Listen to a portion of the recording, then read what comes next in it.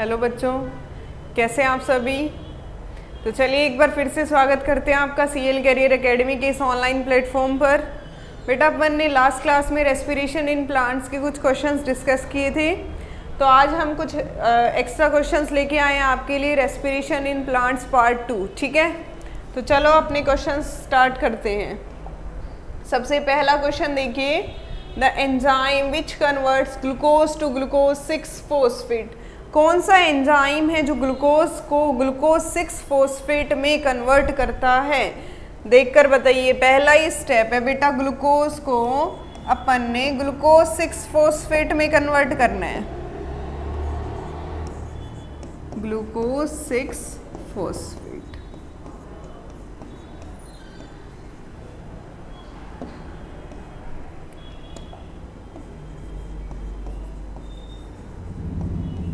Glucose को glucose 6-फॉस्फेट में अपन convert करेंगे।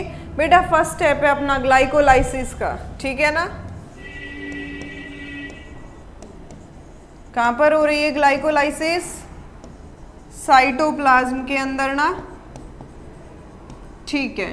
तो उसका फर्स्ट स्टेप है बेटा, ग्लूकोज को ग्लूकोज 6-फॉस्फेट में कन्वर्ट करना है। फॉस्फोराइलेशन किया है, कौन से एंजाइम ने किया है बेटा?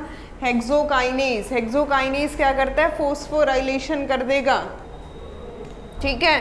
ग्लूकोज को ग्लूकोज 6-फॉस्फेट में कन्वर्ट कर देगा। क्लियर है? तो आंसर क्या हो गया अपना? हेक्सोकाइनेज। बड़ा ही इजी सा क्वेश्चन है, ठीक है, फर्स्ट स्टेप है। चलो फिर नेक्स्ट क्वेश्चन देख लेते हैं, थोड़ा टफ। इजी देख लिया तो अब नेक्स्ट क्वेश्चन देखो। How many ATP molecules are directly synthesized in glycolysis. Glycolysis के अंदर कितने एटीपी मॉलिक्यूल डायरेक्टली सिंथेसाइज हुए हैं? इसमें नेट गेन और टोटल एटीपी वाले क्वेश्चन में कंफ्यूज हो जाते हो तुम लोग। इसने नेट गेन नहीं पूछा, इसने पूछा है कि ग्लाइकोलाइसिस में टोटल एटीपी कितने बने हैं। तो बेटा ग्लाइकोलाइसिस में आपको ध्यान हो तो अपन ने कितने एसएलपी किए थे? 2 टाइम्स क्या हुआ था बेटा? एसएलपी। एसएलपी का मतलब समझ रहे हो? Substrate level phosphorylation. Substrate level phosphorylation कितनी बार हुआ था? 2 बार, है ना। एक एसएलपी के अंदर अपन को 2 एटीपी मिले थे। क्यों मिले थे? क्योंकि जो मैम सबस्ट्रेट था उसके मॉलिक्यूल्स कितने थे? 2 थे। जिस भी सबस्ट्रेट को दूसरे में कन्वर्ट कर रहे थे उसके ऑलरेडी 2 मॉलिक्यूल थे। अब 2 मॉलिक्यूल होंगे तो कितनी एटीपी मिलेगी? 2। अभी देखेंगे हम कैसे, ठीक है। तो 2 एसएलपी, 2 बार एसएलपी होगा, कितनी एटीपी हो जाएंगी? 4 एटीपी। ये अपन प्रूव करके देखते हैं। चलो यहाँ तक समझ आ गया, कोई दिक्कत नहीं है। ग्लाइकोलाइसिस में 2 टाइम्स एसएलपी हुआ था, substrate level phosphorylation। It means when one substrate is converted into another substrate, then ADP से अपन ने क्या बनाना है? ATP बनेगा अपने पास। चलो फिर देख लेते हैं। तो सबसे पहले अगर आपको याद हो 7th स्टेप, 7th स्टेप में अपने पास क्या बना था? 1,3-बिसफॉस्फोग्लिसरिक एसिड। 1,3-बिसफॉस्फोग्लिसरिक एसिड रिवर्सिबल है बेटा। 1,3-बिसफॉस्फोग्लिसरिक एसिड को अपन ने कन्वर्ट किया है 3-फॉस्फोग्लिसरिक एसिड। 3-फॉस्फोग्लिसरिक एसिड। ये जो कन्वर्जन है बेटा, ये आपको क्या देकर जाएगा बताओ? ये जो कन्वर्जन है क्या प्रोवाइड करेगा आपको? 1,3-बिसफॉस्फो से 3-फॉस्फो बन रहा है, 3-फॉस्फो बन रहा है। इसका मतलब आपको क्या मिला है? आपके पास 2 एटीपी थे, कन्वर्ट हो गए किसमें? 2 एटीपी। फॉस्फोराइलेट कर दिया ना। क्यों? क्योंकि आपको सामने नजर आ रहा है 1,3-बिसफॉस्फोग्लिसरिक एसिड था और अब क्या बन गया? 3-फॉस्फोग्लिसरिक एसिड। कितने मॉलिक्यूल्स थे? 2 मॉलिक्यूल्स। यहाँ पर भी 2 मॉलिक्यूल, सब जगह 2 मॉलिक्यूल, ठीक है। इसके बाद क्या हुआ था? 1,3-बिसफॉस्फोग्लिसरिक एसिड से अपन इसको कन्वर्ट करेंगे 2-फॉस्फोग्लिसरिक एसिड, आइसोमर बनाएंगे। 2-फॉस्फोग्लिसरिक एसिड किसने कन्वर्ट किया था बेटा? म्यूटेस, ठीक है, आइसोमरेज भी लिख सकते हो। नेक्स्ट 2-फॉस्फोग्लिसरिक एसिड जो है उसको अपन किस में कन्वर्ट करने वाले हैं? ये भी रिवर्सिबल ही आपका फॉस्फोइनोल पाइरुविक एसिड। 7th के बाद वाले सारे स्टेप्स बता रही हूँ मैं आपको ग्लाइकोलाइसिस के बेटा। ये 7th स्टेप हो गया, ठीक है। 7th, 8th, 9th और नेक्स्ट आपका 10th स्टेप बेटा रिवर्सिबल नहीं होता। कैसा है? इरिवर्सिबल है 10th स्टेप। यहाँ तक सबको ध्यान है या फिर नहीं? 10th स्टेप कैसा है आपका? इरिवर्सिबल। फॉस्फोइनोल पाइरुविक एसिड को अपन ने किस में कन्वर्ट करना है? पाइरुविक एसिड में। फॉस्फोइनोल पाइरुविक एसिड किससे बना था? कौन से एंजाइम ने बनाया था? इनोलेज, ठीक है। अब ये जो बनेगा फॉस्फोइनोल पाइरुविक एसिड से आपने पाइरुविक एसिड बना लिया, तो बेटा ये भी आपका क्या है? Substrate level phosphorylation. बहुत ही अच्छा क्वेश्चन है बेटा, ये ध्यान से सुनना, आपको बहुत ही शानदार क्वेश्चन है। 2 ADP से क्या बन गया आपका? 2 ATP बन गया ना। ये सेकंड SLP है, मैं यहाँ पर लिख रही हूँ, ये क्या है आपका? Second SLP, second substrate level phosphorylation. Clear है सभी को? अब ये किसने किया ये भी बता देते हैं, पाइरुविक एसिड काइनेज। कौन से आयन? मैग्नीशियम और पोटाशियम आयन की प्रेजेंस में ये रिएक्शन हुई, ठीक है। यहाँ तक सभी को समझ आ गया होगा। अब 2 ATP आपको मिले फर्स्ट SLP में और 2 ही ATP मिले हैं आपको सेकंड SLP में भी। कितने मिले हैं? 2 ATP। टोटल कितने हो गए? 4। अगर नेट गेन पूछेगा तो 2। क्यों? क्योंकि हमने 2 ATP ग्लाइकोलाइसिस में यूज़ भी तो की है, ठीक है। स्टार्टिंग में आपको याद हो तो 2 ATP तो हम यूज़ ही कर लेते हैं। क्लियर है ना? चलो बेटा ये सारे स्टेप ध्यान रखने हैं आपको, बड़े अच्छे तरीके से समझा दिया आपको। 1,3-बिस-फॉस्फोग्लिसरिक एसिड से अपन ने 3-फॉस्फोग्लिसरिक एसिड जब बनाया तो हमारा पहला SLP होता है 7th स्टेप में, और 10th स्टेप में हमारा सेकंड SLP होता है। ये भी क्वेश्चन बन सकता है, कौन कौन से स्टेप में SLP होता है? फर्स्ट SLP कौन से स्टेप में होगा? सेकेंड SLP कौन से स्टेट जो आपका रिएक्शन में होगा, कौन से स्टेप में होगा? क्लियर है? ठीक है, चलें फिर। तो आंसर अपन मार्क कर देंगे 4 ATP। क्लियर है ना? बिल्कुल ठीक है। फिर नेक्स्ट क्वेश्चन देख लेते हैं। नेक्स्ट क्वेश्चन देख लीजिए बेटा, कहीं ना कहीं उसी स्टेप से मैच कर रहा है अपना, थोड़ा सा अलग है। करेक्ट सीक्वेंस आपको बतानी है ग्लाइकोलाइटिक स्टेप्स की। अब ग्लाइकोलाइटिक स्टेप्स अपन देखते हैं कौन से स्टेप से है ये। ग्लिसरॉल्डिहाइड 3-फॉस्फेट है, यानी 6th स्टेप से लेना है अपन को, ठीक है। यहां तक समझ आ गया? 7 से तो अपन ने कर ही लिया था, ठीक है। ग्लिसरॉल्डिहाइड 3-फॉस्फेट कितने मॉलिक्यूल हैं बेटा? ग्लिसरॉल्डिहाइड 3-फॉस्फेट के 2 मॉलिक्यूल हैं, क्योंकि मैम हमने डाईहाइड्रोक्सी एसीटोन फॉस्फेट को भी तो किस में कन्वर्ट कर लिया था? इससे पहले वाले स्टेप में ग्लिसरॉल्डिहाइड 3-फॉस्फेट में अपन ने कन्वर्ट कर लिया था किसको? Dihydroxy acetone phosphate. अब उससे अपन ने 2 मॉलिक्यूल्स बना ली ग्लिसरॉल्डिहाइड 3-फॉस्फेट के। बेटा चलो, ग्लिसरॉल्डिहाइड 3-फॉस्फेट को अपन ने कन्वर्ट कर लिया 1,3-बिस-फॉस्फोग्लिसरिक एसिड। इसके बाद वापस से नहीं करेंगे अपन, लास्ट क्वेश्चन में देख चुके हैं। अभी इससे पहले वाले क्वेश्चन में अपन ने आगे वाले स्टेप्स देखे थे, है ना। 1,3-बिस-फॉस्फोग्लिसरिक जो एसिड है इसमें कन्वर्ट करेंगे तो उस टाइम बेटा एक बहुत ही अच्छा एक लाइन लिखी होगी NCERT में भी, redox equivalent, removal of redox equivalent, यानी कि आपको हाइड्रोजन यहां पर रिमूव करनी है।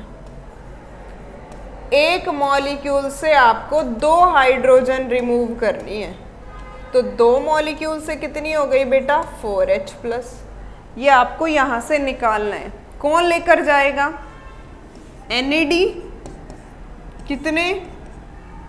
2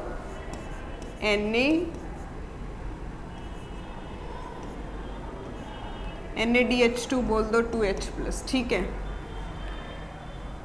क्लियर है? NAD नहीं लिखा बेटा मैंने, NADH ने क्या कर लिया, इलेक्ट्रॉन्स को या सॉरी आपके जो प्रोटॉन है उनको एक्सेप्ट कर लिया, रिडक्शन हो गया NAD का, और आपका क्या हो गया, हाइड्रोजन रिमूव हो गए। अपन फॉस्फोराइलेशन करेंगे H3PO4 की प्रेजेंस में। यहाँ पर ATP नहीं देना आपको फॉस्फोराइलेशन के लिए, आपको क्या प्रोवाइड करना है, H3PO4। क्या यहाँ तक सभी का क्लियर है या नहीं है? ठीक है, चलो फिर तो ये हो गया हमारा 6th स्टेप।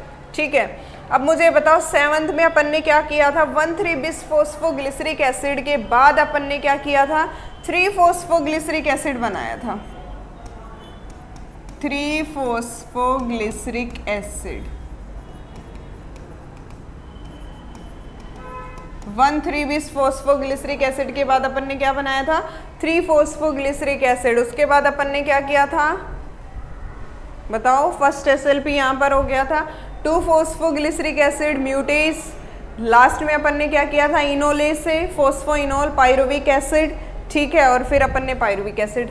ठीक है, तो देखो फिर ऐसी सीक्वेंस कहाँ है, 3-फॉस्फोग्लिसरिक एसिड, ये पहले कैसे बनेगा, पहले 1,3-बिस-फॉस्फोग्लिसरिक एसिड बनेगा, तो ये हमारा इनकरेक्ट हो गया। नेक्स्ट कह रहा है ग्लिसरल्डिहाइड 3-फॉस्फेट 1,3-बिस-फॉस्फोग्लिसरिक एसिड से सीधा फॉस्फोइनोल पायरुविक एसिड, 3 और 2 वाला स्टेप ही गायब है, गलत। ग्लिसरल्डिहाइड 3-फॉस्फेट से अपन ने 1,3-बिस-फॉस्फोग्लिसरिक एसिड, फिर 3-फॉस्फोग्लिसरिक एसिड, फिर उसके बाद अपन ने फॉस्फोइनोल पायरुविक एसिड, यानी यहाँ पर 2PGA लिखा रहता तो भी कोई दिक्कत नहीं थी, है ना, ये ठीक है। ये देखो ये शुरू में ही मिस्टेक कर दी इसने, फॉस्फोइनोल पायरुविक एसिड स्टार्टिंग में ही बना दिया। तो आंसर कौन सा ठीक है अपना, 3rd ऑप्शन बिल्कुल ठीक है। चलो फिर लाइट चली गई है बेटा, सॉरी अभी आ जाती है। ठीक है, आंसर हो गया इसका अपना 3rd।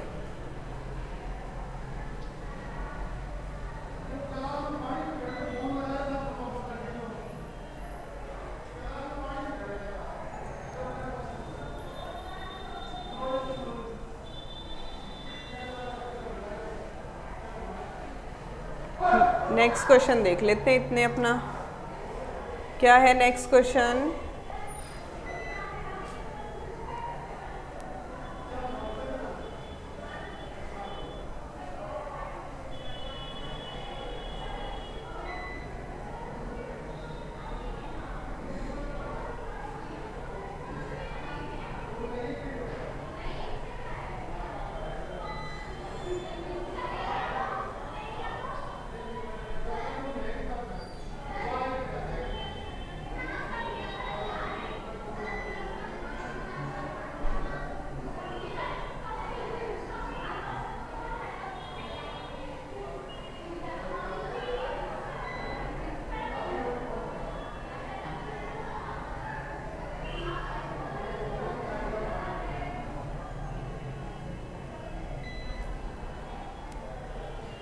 चलो बेटा आ गई है लाइट, देखते हैं चलो अपना क्वेश्चन। नेक्स्ट क्वेश्चन देखिए, नेक्स्ट क्वेश्चन क्या कह रहा है, how much amount of energy present in glucose get release during lactic acid and alcohol fermentation. Alcohol fermentation और लैक्टिक एसिड के टाइम पर कितनी एनर्जी रिलीज होगी जब आप इनको as a respiratory substrate use करेंगे। तो बेटा लेस देन 7% अपनी एनर्जी यूज होती है, रिलीज होती है, सॉरी लेस देन 7%। तो आंसर आपको ध्यान रखना है लेस देन 7%। क्लियर है? ठीक है, नेक्स्ट क्वेश्चन देख लेते हैं अपना। नेक्स्ट क्वेश्चन देखिए,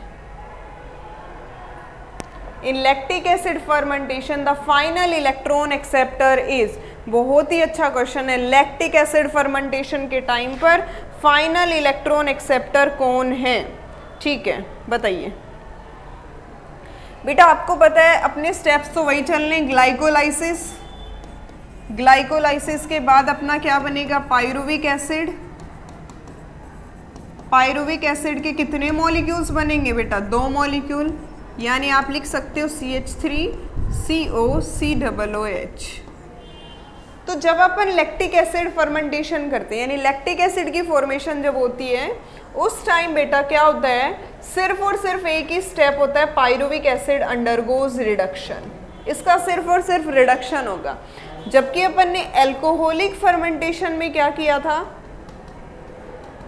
एल्कोहलिक फर्मेंटेशन के अंदर अपन ने डीकार्बोक्सिलेशन किया पहले, ग्लाइकोलाइसिस के बाद, आफ्टर ग्लाइकोलाइसिस क्या हुआ बेटा, डीकार्बोक्सिलेशन, देन क्या हुआ, रिडक्शन।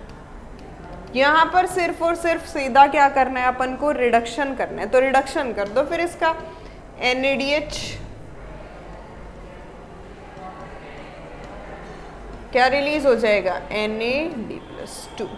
अब रिडक्शन करेंगे तो क्या बनेगा, CH3 CHOH COOH, lactic acid.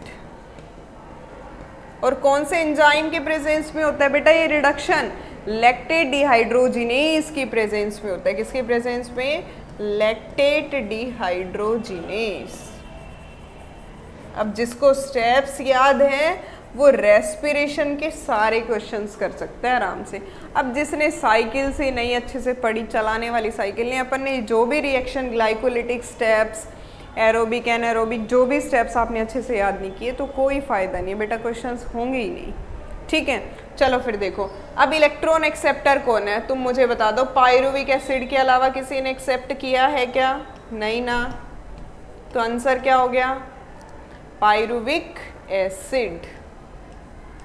ठीक है, एसिटल्डिहाइड किस में करता है, एल्कोहलिक फर्मेंटेशन में, क्योंकि उसमें पहले पायरुविक एसिड का डीकार्बोक्सिलेशन होता है, डीकार्बोक्सिलेशन के बाद बनता है एसिटल्डिहाइड। क्लियर है, फिर उसका रिडक्शन करेंगे अपन। चलो तो आंसर हो गया अपना पायरुविक एसिड।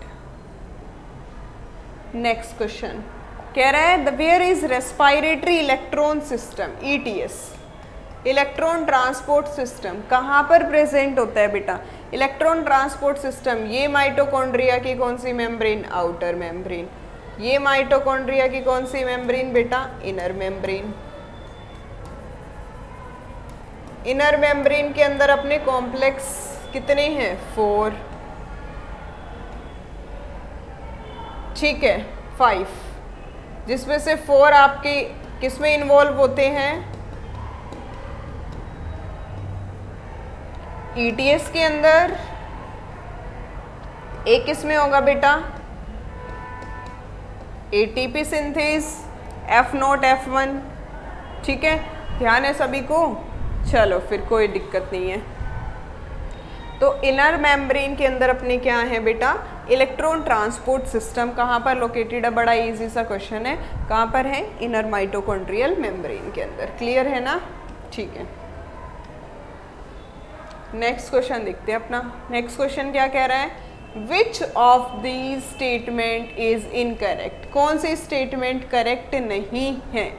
देखो क्या कह रहे हैं, glycolysis operates as long as it's supplied with NAD that can pick up the hydrogen atom। ठीक है, नेक्स्ट कह रहा है enzymes of Krebs cycle are present in mitochondrial matrix। ठीक है, बिल्कुल सही कह रहा है। पहले फर्स्ट वाली समझो, ग्लाइकोलाइसिस ऑपरेट्स, बेटा ग्लाइकोलाइसिस तब तक चलेगी, मतलब कंटिन्यूसली रहेगी जब तक आपका NAD आप उसको सप्लाई करेंगे। अगर आपको ध्यान हो तो आपने रिडॉक्स इक्विवेलेंट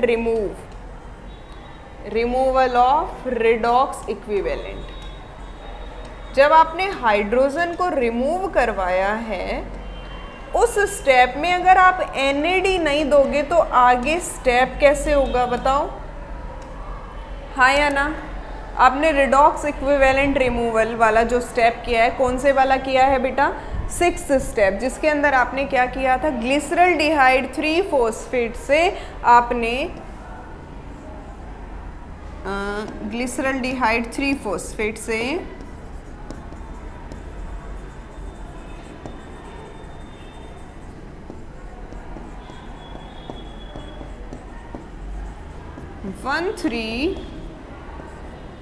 बिसफॉस्फोग्लिसरिक एसिड बनाया था। अभी अपन ने पहले क्वेश्चन में देखा था बिसफॉस्फोग्लिसरिक एसिड। तो उस टाइम बेटा अपन ने क्या किया था, यहाँ पर रिमूव किए थे हाइड्रोजन, Na+, तो क्या बन गया था NaDH2, है ना। और अपन ने H3PO4 से इसका फॉस्फोराइलेशन करवा दिया था। इस स्टेप में अगर आप NAD नहीं प्रोवाइड करते तो कौन लेकर जाता? नहीं कर सकते ना अपन, हाइड्रोजन एटम्स को पिक नहीं करेंगे तो आगे स्टेप कैसे होगा? ये बिल्कुल ठीक कह रहे हैं। नेक्स्ट कह रहे हैं enzyme of TCA cycle means Krebs cycle की बात कर रहे हैं। Krebs cycles are present in mitochondrial matrix. ठीक है, बिल्कुल। एक आपको हिंट दे देती हूँ मैं, except succinate dehydrogenase. Succinate dehydrogenase ये एंजाइम क्या होता है बेटा? Inner mitochondrial membrane, inner mitochondrial membrane में होता है ये एंजाइम। बाकी सबके सब कहाँ पर होते हैं? आपके मैट्रिक्स के अंदर होते हैं। ठीक है, माइटोकॉन्ड्रियल मैट्रिक्स में। नेक्स्ट कह रहा है oxidative phosphorylation takes place in outer mitochondrial membrane. ETS outer में होता है या इनर में? इनर में, अभी तो देखा है हमने। ऑक्सीडेशन करेंगे NADH FADH2 का, और जो भी इलेक्ट्रॉन मिलेगा वो इलेक्ट्रॉन कैरियर से पास होगा, उससे जो एनर्जी रिलीज होगी तो अपन हाइड्रोजन को कहाँ से पिक करेंगे? मैट्रिक्स से पिक करेंगे, और आउटर और इनर के बीच में जो पेरी मेम्ब्रेनल स्पेस है, माइटोकॉन्ड्रियल मेम्ब्रेनल जो स्पेस है, वहाँ पर उसको भेजेंगे ताकि प्रोटॉन ग्रेडियंट जनरेट हो जाए, यानी केमियोस्मोटिक हाइपोथेसिस आपने पढ़ी होगी। इसके बाद कहता है ग्लाइकोलाइसिस अकर्स इन साइटोसोल। ये बिल्कुल ठीक कह रहे हैं, यानी यही एक ऑप्शन है जो हमारा इनकरेक्ट है, वही हमारा आंसर है, क्योंकि हमें कैसा बताना है? इनकरेक्ट ऑप्शन बताना है। क्लियर है बेटा? ठीक है, चलो फिर नेक्स्ट क्वेश्चन देख लेते हैं अपना। नेक्स्ट क्वेश्चन क्या कह रहा है? Aerobic respiratory pathway is appropriately termed as. Aerobic respiratory pathway को आप क्या बोलेंगे? एनाबोलिक, कैटाबोलिक, एम्फीबोलिक और पैराबोलिक। बेटा मेनली तो आपको पता है कि रेस्पिरेशन जो है वो क्या है? आपका कैटाबोलिक प्रोसेस है, but as we know some respiratory intermediate या जो substrates हैं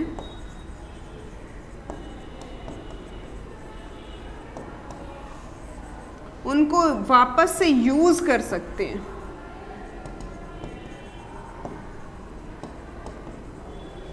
सबस्ट्रेट नहीं बोलेंगे अपन, इंटरमीडिएट्स बोलेंगे कि बेटा इस पाथवे के अंदर कुछ ऐसे इंटरमीडिएट्स बनते हैं मैम कि अगर हमें इस पाथवे को ब्लॉक करना पड़ जाए तो आराम से उसको ब्लॉक करके हम वापस से सबस्ट्रेट को सिंथेसिस कर सकते हैं, उसकी सिंथेसिस वापस से कर सकते हैं। लास्ट में एनसीईआरटी में आपका एक एम्फीबोलिक पाथवे का चार्ट भी बना हुआ है, जिसमें आप देखोगे कि फैटी एसिड, फैट्स को आप सबसे पहले ब्रेक करेंगे फैटी एसिड ग्लिसरॉल में। ठीक है, फैटी एसिड ग्लिसरॉल में जब ब्रेक करेंगे फैट्स को, फैटी एसिड प्लस ग्लिसरॉल, अब फैटी एसिड का आपको बीटा ऑक्सीडेशन करना पड़ेगा, उसके बाद बेटा आपके पास बन जाएगा एसिटाइल कोएंजाइम। अब ये ऐसा इंटरमीडिएट है, अगर आपको इस पाथवे को कंटिन्यूअसली नहीं करना तो आप इसको यहीं की यहीं ब्लॉक करके वापस से क्या बना सकते हो बेटा? Fatty acid. Same procedure proteins के लिए फॉलो करेगा। प्रोटीन को पहले अमाइनो एसिड में ब्रेक करेंगे, अमाइनो एसिड का डीअमीनेशन करेंगे। डिपेंड करेगा कौन सा अमाइनो एसिड है, it depends upon the nature of amino acid. Amino acid जो भी बना, मान लो ए टाइप, ये फर्स्ट है, ये सेकंड है, कोई भी हो सकता है। कोई अमाइनो एसिड डीअमीनेशन के बाद, आफ्टर डीअमीनेशन किस में एंटर कर जाए बेटा? क्या बना ले? Acetyl coenzyme. और फिर ये एंटर करेगा किस में? Krebs cycle. Same procedure. अगर आपको इस पाथवे को ब्लॉक करना है तो यहीं की यहीं आप ब्लॉक कर सकते हैं और वापस से अपना अमाइनो एसिड बना सकते हैं। हो सकता है ये अमाइनो एसिड इसके नेचर पे डिपेंड है, क्या डीअमीनेशन के बाद क्या बने बेटा? Pyruvic acid. तो कुछ ऐसे इंटरमीडिएट्स मिलते हैं आपको जिससे आप रीसिंथेसिस भी कर सकते हो, यानी कैटाबोलिक भी हो गई और यहाँ पर आपने प्रूव कर दिया एनाबोलिक भी। Now this pathway is known as amphibolic pathway. क्या बोलेंगे अपन? एम्फीबोलिक। क्लियर है सभी को? ठीक है, चलो फिर अब अपना आंसर मार्क करो, क्या होगा आंसर? एम्फीबोलिक पाथवे। नेक्स्ट क्वेश्चन देखिए ध्यान से। Chemiosmotic hypothesis, coupling hypothesis of oxidative phosphorylation proposes ATP synthesis because, ये कह रहा है कि कैसे ATP synthesis होती है, कैसे बताती है। देखो मैं आपको एक सिंपल सी लैंग्वेज में समझाती हूँ बेटा। ये अपना इनर मेम्ब्रेन, इनर मेम्ब्रेन के अंदर है अपने complexes, first, second, third, fourth और लास्ट है आपका फिफ्थ। डिपेंड करेगा कौन सा आपका ऑक्सीडेटिव प्रोडक्ट है, FADH2 है या फिर NADH2 है। FADH2 है तो 2, 3, 4 चाहिए, ये है तो 1, 3, 4 चाहिए, है ना कॉम्प्लेक्स। और ATP सिंथेज जो कॉम्प्लेक्स है वो आपका फिफ्थ कॉम्प्लेक्स है, कॉम्प्लेक्स फिफ्थ है। बेटा जैसे आप इसका ऑक्सीडेशन करेंगे इलेक्ट्रॉन पास होगा, electron passes via electron carriers which is finally accepted by half oxygen। आपके ऑक्सीजन मॉलिक्यूल्स क्या कर लेगा, ऑक्सीजन मॉलिक्यूल उसको एक्सेप्ट कर लेगा।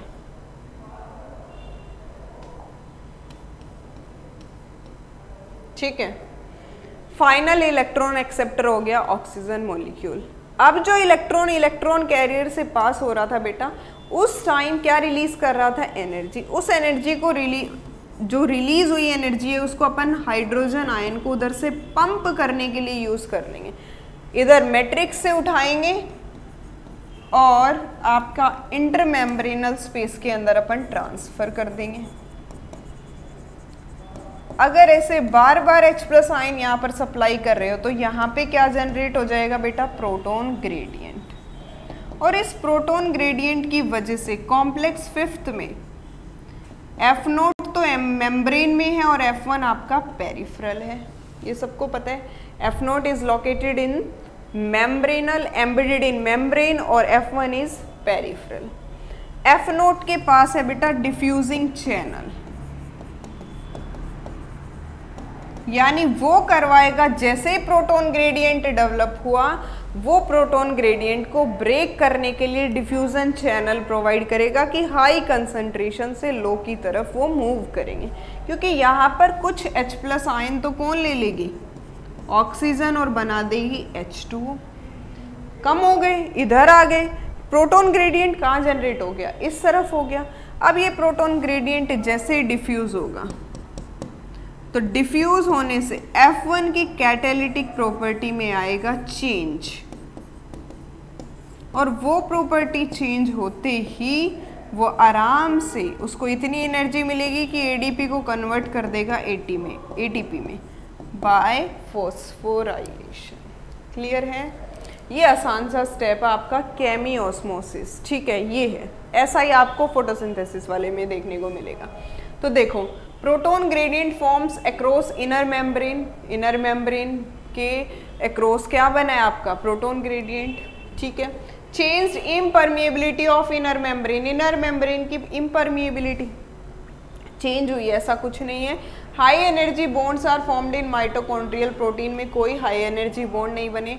ADP is pumped out of the matrix, matrix से बाहर पंप कर दी गई है, किसकी तरफ, इनर मेम्ब्रेन के अंदर पंप कर दी है, इंटर मेम्ब्रेन में ADP को पंप कर दिया। ऐसा कुछ नहीं है बेटा, प्रोटॉन ग्रेडियंट जनरेट हुआ है जिसकी वजह से उसका डिफ्यूजन होगा और अपन को एनर्जी मिलेगी।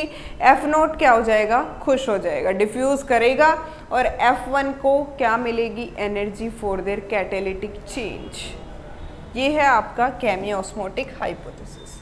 क्लियर है सभी को? चलो फिर नेक्स्ट क्वेश्चन देखते हैं। ऑक्सीडेटिव फॉस्फोराइलेशन इज, अभी अपन ने क्या देखा है, ऑक्सीडेटिव फॉस्फोराइलेशन ही तो देखा है, ATP बना ली ऑक्सीडेशन करके।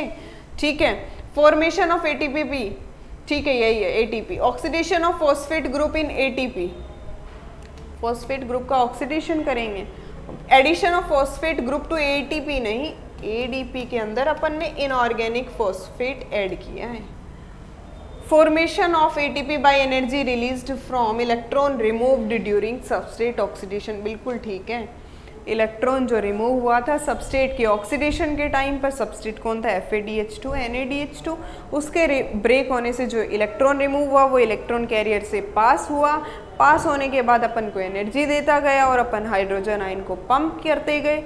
पंप करने के बाद अपने पास क्या बन गया, प्रोटॉन ग्रेडियंट। वो जैसे ही हाई कंसंट्रेशन से लो की तरफ डिफ्यूज करेगा तो अपन को क्या देके जाएगा बेटा, एनर्जी, जिससे क्या होगा, F1 की कैटालिटिक प्रॉपर्टी में चेंज और ADP का कर देगा ATP में conversion. Formation of ATP by transfer of phosphate group from a substrate to ATP। ATP बनाएगा सबस्ट्रेट फॉस्फेट ग्रुप ट्रांसफर करके, फ्रॉम ए सबस्ट्रेट से ट्रांसफर नहीं करता बेटा, ऐसे ट्रांसफर करता है इलेक्ट्रॉन। ठीक है, इलेक्ट्रॉन से जो एनर्जी मिली उससे होता है। आंसर हो गया C। नेक्स्ट क्वेश्चन और देख लो अपना। At the end of the Krebs cycle but before the electron transport chain the oxidation of glucose had produced a net gain of, क्या क्या मिलता है ये देखना आपको। देखो बहुत ही अच्छा क्वेश्चन है, क्या क्या मिलता है क्रेब साइकिल। लेकिन ध्यान रखना क्या कह रहा है, इलेक्ट्रॉन ट्रांसपोर्ट सिस्टम से पहले पहले, ETS से पहले पहले। तो चलो लिख लेते हैं, ETS से पहले पहले क्या हुआ, ग्लाइकोलाइसिस, लिंक रिएक्शन और क्रेब साइकिल। ग्लाइकोलाइसिस में कोई CO2 बनी, नो CO2।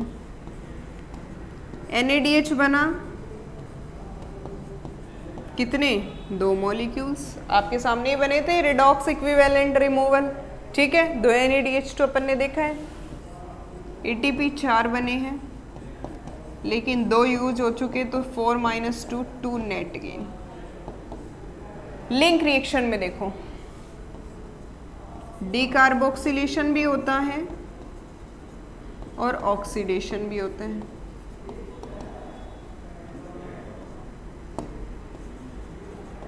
यानी CO2 भी निकलेगी सबसे पहले, 2 मॉलिक्यूल, क्योंकि पायरुविक एसिड का एसिटाइल को एंजाइम में चेंज होना। बेटा पायरुविक एसिड के कितने मॉलिक्यूल्स थे, 2, तो आपको 2 ही करने पड़ेंगे ना सारी चीजें। NADH2 बनेगा,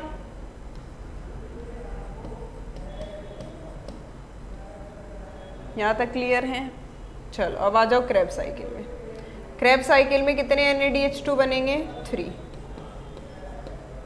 1 टर्न की बात हो रही है, क्योंकि एक बार में एक ही pyruvic acetyl coenzyme enter करता है, सॉरी एक बार में एक ही एसिटाइल को एंजाइम एंटर करेगा दूसरे सेकंड टर्न के अंदर।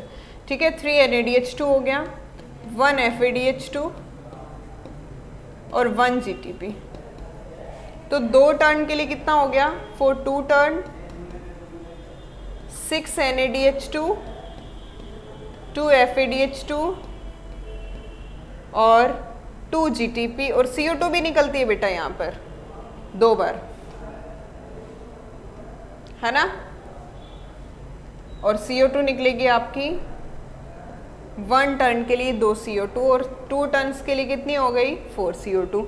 याद है आपको डीकार्बोक्सिलेशन 2 बार किया था, डीकार्बोक्सिलेशन डिहाइड्रोजिनेशन, फिर उसके बाद डीकार्बोक्सिलेशन डिहाइड्रोजिनेशन एक साथ किया था हमने। ठीक है, तो अब टोटल काउंट कर लो, मैंने सारा चार्ट बना दिया आपका, बैलेंस शीट अब देख लो।